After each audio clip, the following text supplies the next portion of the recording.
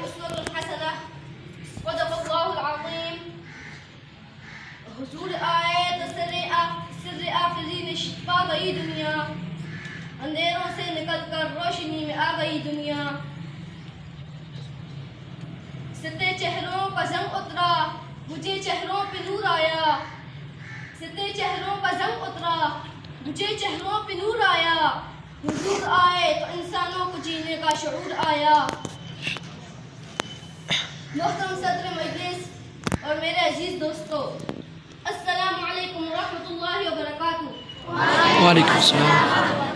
جیسا کہ آپ کو معلوم ہے کہ ربیع الاول کا ماہ مبارک ہے اور ہر طرف نبی مہربان صلی اللہ علیہ وسلم کی شان میں مختلف طرح کے پروگرامات منعقد کیے جا رہے ہیں. ہر زبان پر آپ کا تذکرہ ہے، ہر دل میں آپ کی محبت کے جذبات ہیں. ہر شخص کی گفتگو کا موضوع نبی کی خوبیاں ہیں، صفات ہیں، کمالات ہیں اور اس ماہ کا عنوان محمد کا نام نامی ہے.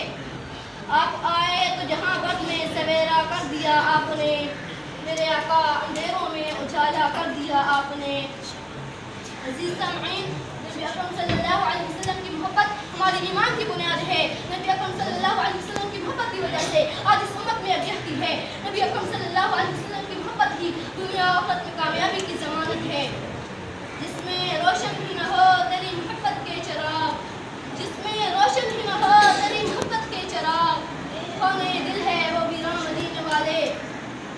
میرے عزیزوں، نبی اکرم صلی اللہ علیہ وسلم کی محبت کا حق ادا کرنا ہمارے پر لازم ہے، مگر یہ حق صرف نام کی محفل سجانے سے ادا نہیں ہوتا. یہ حق صرف تک گفتگو کرنے سے ادا نہیں ہوتا. یہ حق گھروں اور بازاروں میں جھنڈیاں لگانے سے ادا نہیں ہوتا. یہ حق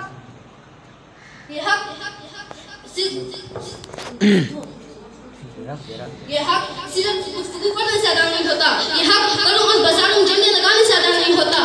یہ حق صرف درود پڑھنے سے ادا نہیں ہوتا. بلکہ آئیے میں بتاتا ہوں کہ یہ حق کیسے ادا ہوگا. میرے دوستو، یہ حق نبی صلی اللہ علیہ وسلم کے حکموں کی زندگی کے مطابق زندگی بنانے سے ادا ہوگا. یہ حق آپ صلی اللہ علیہ وسلم کی سنت پر عمل کرنے سے ادا ہوگا. یہ حق اس وقت ادا ہوگا جب ہماری انفرادی زندگی کے معاملات بھی، ہماری اجتماعی زندگی بھی، ہمارے گھر کا نظام بھی، ہمارے ملک کا نظام بھی نبی کے سکھائے ہوئے اور نبی کے بتائے ہوئے نظام کے مطابق ہوگا، نظام مصطفیٰ کے مطابق ہوگا. میرے اللہ تعالی سے دعا ہے کہ ہمیں نبی صلی اللہ علیہ وسلم کا حق ادا کرنے کی توفیق دے.